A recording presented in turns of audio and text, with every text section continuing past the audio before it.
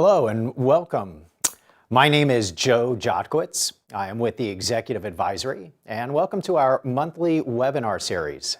This month we're going to be taking a look at coaching, but more specifically, we're going to be taking a look at coaching in the workplace. It's not uncommon nowadays when you talk about coaching. People typically think about sports coaches, maybe executive coaches. Even the other day I had heard about a mental health pet coach. So I want to be very specific. We are going to be taking a look at coaching people from a professional standpoint in the workplace. Since it is tied to so many benefits, an increase in productivity, efficiency, overall engagement, it's a pretty valuable process to be able to make sure that we do well, especially as managers and leaders. So let's go ahead and take a look at what we're talking about when we talk about coaching in the workplace. As a matter of fact, I'm curious, before today's webinar, if I had mentioned the word coaching, what first comes to mind for you? It's not uncommon. We typically think about three different roles of communication when we are coaching individuals. There are times where we have to tell or share information. In addition, there might be times where we've got to ask questions in order to pull that information out of people, as well as demonstrate good listening skills to show that we are engaged and interested, what we refer to as the art of listening over the act of listening. But before today, which of these three roles do you think people thought about first or perhaps did most often? I'm going to ask you to open up the chat feature, if you would, and please type in which of these three roles comes to mind first or perhaps most often for you when you think about coaching. Let's go ahead and take a look at, yeah, there we go. We're starting to see some of the responses roll in here. Teller, asker, okay, good, teller, tell, yep.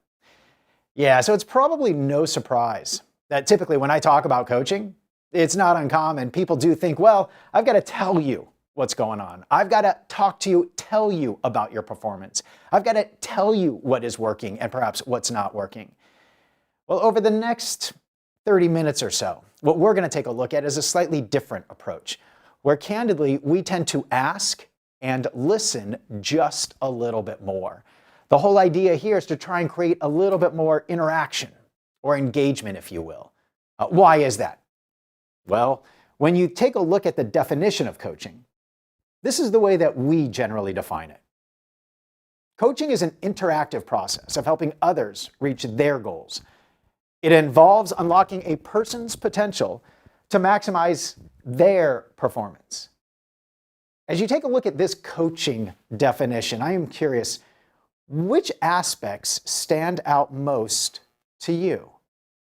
Do me a favor, one more time, open up that chat window and type in which elements of this definition perhaps jump off the screen most for you.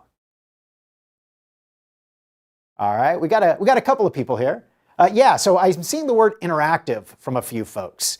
I will say that is usually what starts to grab people's attention.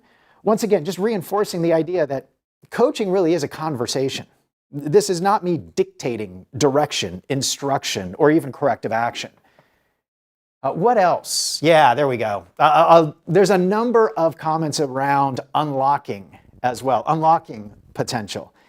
Yeah, when we talk about coaching, you're going to see we distinguish it a little bit from teaching, if you will, where maybe we're trying to instill a new skill set or competency in somebody. But here, when we talk about coaching, it really is trying to bring it out of folks. Unlocking. The idea is we've probably seen some potential in them. So what is it that we can do as managers and leaders in order to really make sure that we're able to pull that out of people? So as we take a look at coaching here, some of the things we want to make sure that we're really deliberate about, what we're talking about is being very focused in that conversation and ideally a little bit more work related. Now, a couple of the examples we're going to take a look at are a little bit more geared towards one-on-one conversations, but there are moments where potentially coaching could be of the team, maybe around a team project or a team initiative. In addition, we are going to take a look at coaching more from a developmental standpoint and even thinking about it as more of an ongoing process. Now, a coaching conversation, in fact, is an event in time. But when we think about coaching, the idea is that it is ongoing. Now, what isn't it? It's not necessarily directing or training. As I'd said before, it's not necessarily teaching, if you will. And it's not corrective action or reprimanding. Not that we don't have to do that sometimes. Absolutely, we do. But just realize when we do, we're probably not coaching in those moments. And candidly, it's not therapy. Now, that's not to say that if somebody is having a difficult time on a project or maybe having a difficult day, that as a manager, I don't want to be a good human being and be empathetic and listen to them. But just realize in that moment, if in fact somebody is venting to me and sharing some of that frustration, I might not really be coaching, but rather I'm just being a really good human being, so to speak.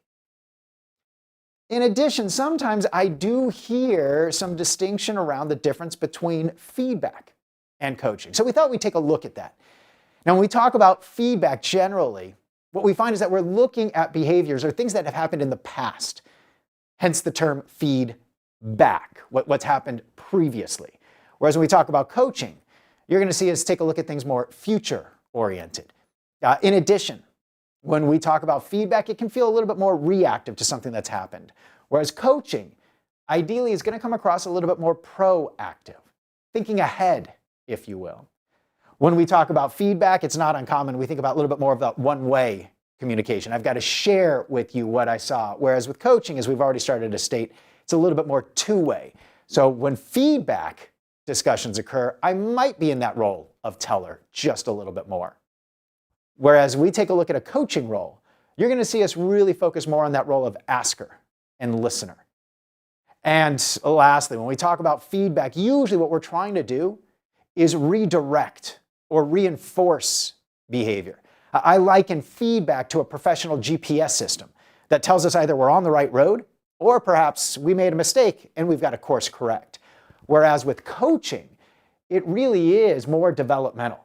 And what we're really trying to do is encourage and bring out people's potential. In addition, sometimes I'll get people to ask me a little bit about, well, where might, say, mentoring fit into all of this?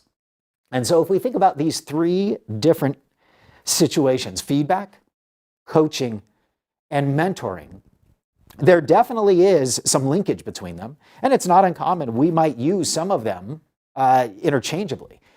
But these really are three different discussions or discussion elements that we might have. One of the easiest distinctions and simplest ways to think through this that I've heard is when I'm using feedback, I'm usually telling people, this is what you did and this was the impact it had. When I'm facilitating a coaching conversation, however, the tone is more of, well, what do you want to accomplish? And what's the impact you're hoping to create? And then if I'm going to use mentoring, it might sound like this. Well, this is what I've done in the past. And here's the impact it had. So as we think about these three different types of conversations, it's the one in the middle, the coaching conversation, that we are going to focus on being able to facilitate as effectively as possible.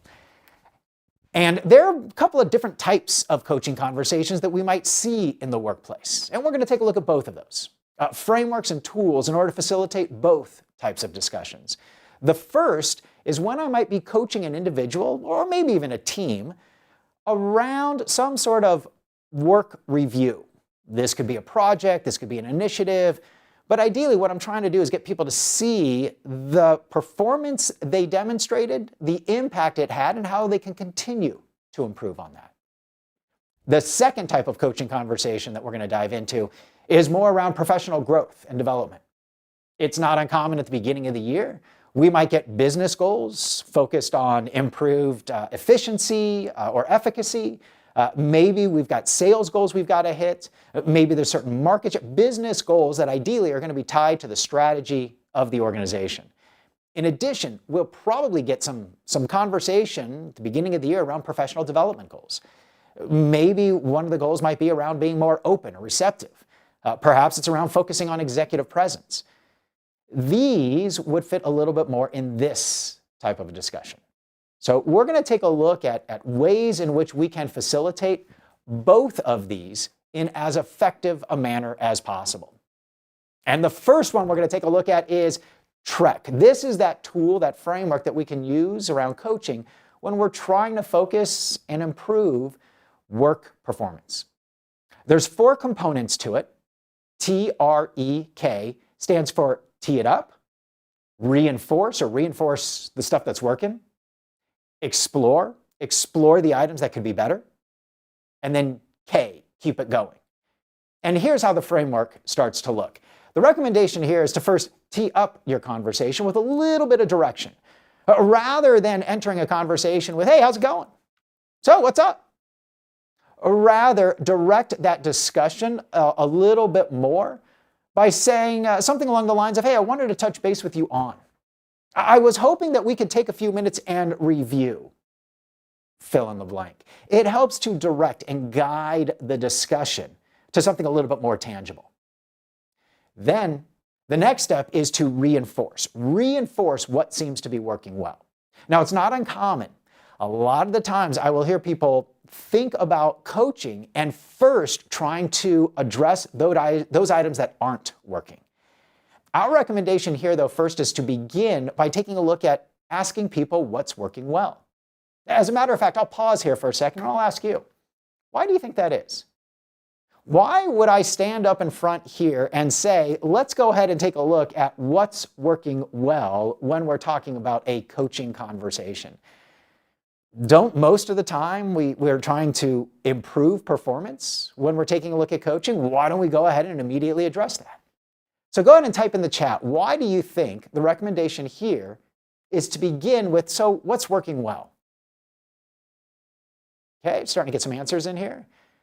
Yeah, one of the first things that we might want to do, thanks Paul, is to play to their strengths a little bit. Those behaviors that get rewarded get repeated. And so often, if I spend all of my time talking about those items that aren't working and trying to improve those, I might actually overlook those things that are working well and they can fall by the wayside. In addition, we also are taking a look at coaching from a very comprehensive perspective. In other words, what we want to do is make sure that we are taking a look at all of what we are seeing and experiencing with them, not necessarily just focusing on maybe those things that could be improved. Is it possible that we can do stuff well and still do it better? Absolutely. So by talking a little bit first around the reinforce and what's working well, it can help accomplish those items. Yes, and this is another great point. It does really help to set the stage and create a little bit more of an open environment. When we start talking about stuff that seems to be working well, what you find is people tend to be a little bit more generous and they share, they talk a little bit more. So here we want to begin with what's working well. What are some of the successes you've had? Why did those occur? Maybe even ask what was the impact around them. But it really is supposed to be a conversation. We're going to have a back and forth discussion around something that works well. Then the recommendation is to ask the question again. So what else is working well? What other successes have you seen? Where else have you really hit the mark? The idea behind this is we want to dig deeper. We don't want to stay at that surface level. And so by asking the question a second time, usually we can get a little bit deeper under the surface, maybe even a third time. Ideally, individuals will do a lot of good stuff. We just want to make sure that we are recognizing that and bringing it out of people. The other thing to keep in mind is that this really should be a discussion, a conversation. This isn't a checklist of questions. So what went well? Great. What else went well? No, you want to dig into, well, why did that work? And what did you do in order to really contribute to that? Wow, what was the impact that you saw? This really should be a back and forth. After we've been able to address those items that are working well and reinforcing those, then we want to move into what we call explore. But I want to be very deliberate here because I want you to see that explore is not necessarily the opposite of reinforce. As a matter of fact, if I was to ask you, what is the opposite of what went well? Do me a favor, open up the chat. Type in the question, the opposite question to what went well. Let's see. Yeah, what didn't go well? Okay, excellent. Yeah, what what went wrong? That would work as well. What went poorly? Or What sucked? Yes, all of these would potentially be the opposite to what went well. And candidly, they don't necessarily elicit as forthcoming a response. So what we do is we take a look at brain science here, and we tap into that part of our brain that's responsible for creativity, the prefrontal cortex, by asking the question, what could you do differently, as opposed to what went wrong or what didn't go well? Those questions tap into a more reactive or defensive part of our brain.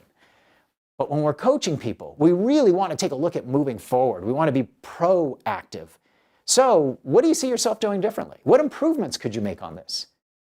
One of the other side benefits of this is people don't have to do something wrong or make mistakes in order to still do things better. Take a look at the top athletes in the world. They've usually got coaches there to continue to encourage them and challenge them to do better. So what do you think you could do better? And how? Why? What would the impact be? Once again, we're going to have a conversation around this.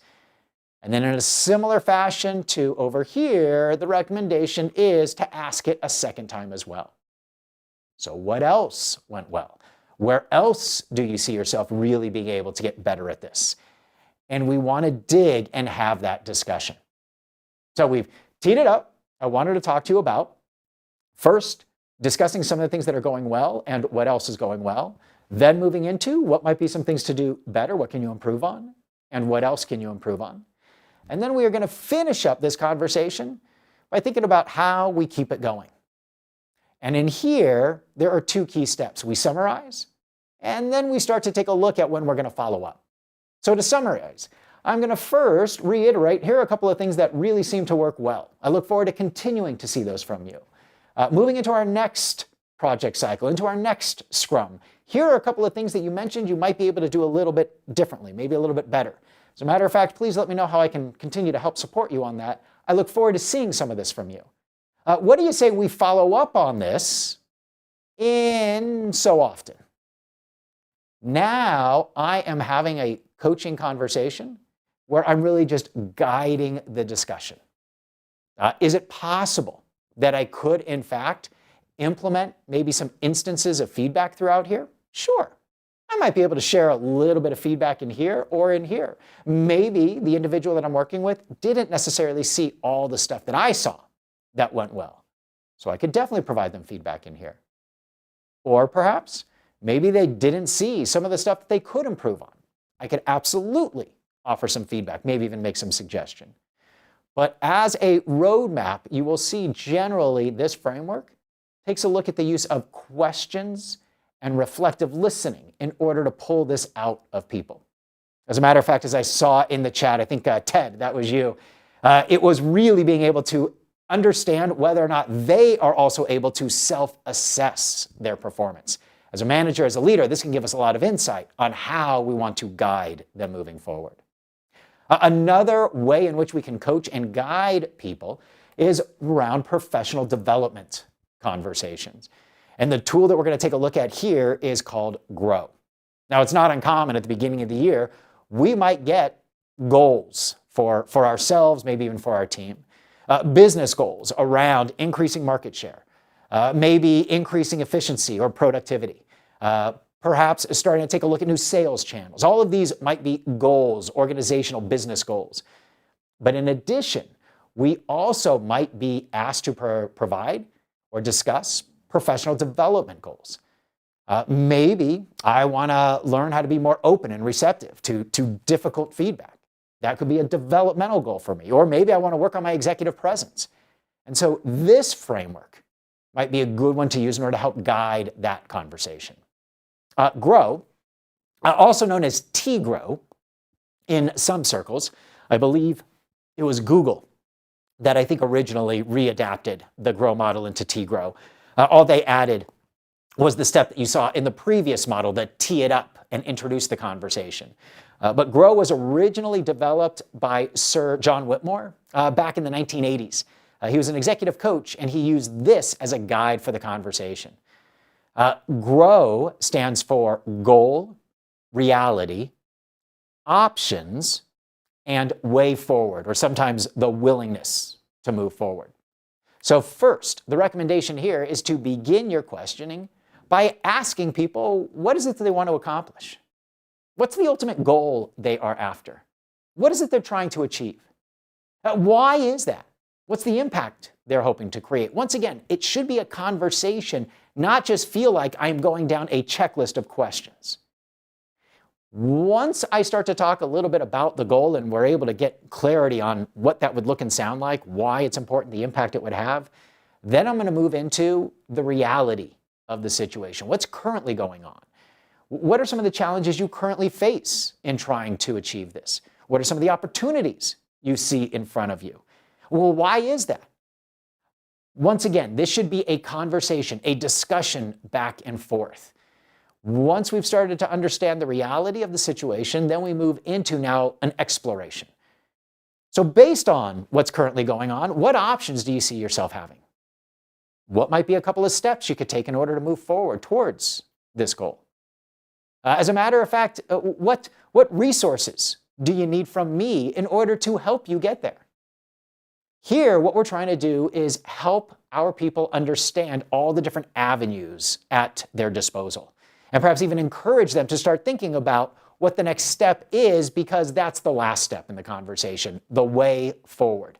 What is the next step that you will take in order to start to achieve this? What are some of the commitments you want to outline with me? And I'll be happy to follow up and hold you accountable on them. What do you say we create a little bit of a timeline here and take a look at how you're going to move forward on this? Goal, reality, options, and the way forward. This is another conversational framework that you can use in order to help facilitate that coaching discussion. Now, each of these tools, Trek or Grow, can be used to facilitate the discussion. But are all coaching conversations created equal? Yeah, not necessarily. As a matter of fact, here are a few possible different types of approaches to different types of coaching situations. How about the situation where the individual, they're a little newer to the situation, they're a little newer to the job or the role? How might your coaching start to look? Well, I know I just got done saying that we want to use a lot of question, we want to use a lot of listening. Maybe if they're a little newer, maybe I do have to do a little bit more tell. This is where I've got to be able to adjust my approach depending on the situation and the individual. As a matter of fact, go in the other direction. What if my person is pretty seasoned, pretty experienced? Now, how might that conversation start to look? As a matter of fact, do me a favor, open up the chat and type in, how might you adjust your approach a little bit if in fact they're a little bit more seasoned, a little bit more tenured, maybe even a little bit more experience or a couple of more years than you? How might you adjust your approach? Yeah. So this might be one where we do use a little bit more of that question and pull it out of folks. This is one where we're probably going to tap into more of their suggestions and their ideas. Once again, remember, they've got a little bit more experience at it. So we're probably going to get a little bit more meat from them, asking them to share. What about this situation? What if somebody's skills are good, even okay, but maybe they lack a little bit of the confidence in order to take on some of these challenges? Now, how might your, oh, here we go. Wow, without even me asking. Yeah, seeing some of the responses in the chat. Yeah, maybe I'm going to try to build up some of that confidence a little bit. Maybe I'm going to do some more encouragement. Absolutely. Yes, demonstrate your support, your belief in them. This can go a long way. Small statements can create huge, huge impact. Or potentially we could even go in the other direction. What if the employee is a little overly confident? You know, their skills are okay, but not great. Now, how might your coaching start to look? Open up the chat one last time. Let's take a look. They're good. They're solid. They're okay, but maybe not exceptional. Now, how might that coaching get it? Okay. Yeah, I might end up taking a look at sharing more of the impact of what they're doing and how they're doing it. What else might?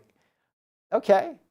Yeah, maybe I do have to have a little bit more of a tougher conversation, getting people to realize what they're doing and the effect it is having. And yes, maybe I do have to share a little bit more direct feedback in this type of a situation so that people do become more familiar. Ideally, it is not that we are going to use the exact same tool, the exact same approach for all situations and all people.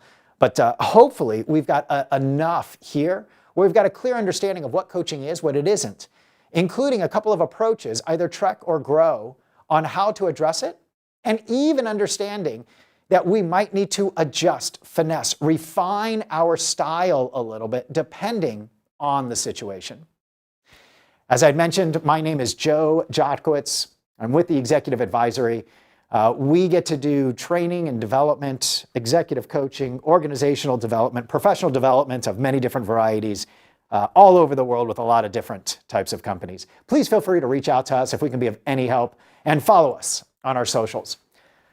Thank you for attending the webinar, and I will make sure that a copy of this is sent out to you along with copies of the tools and the frameworks that we reviewed. Thanks, and have a great day.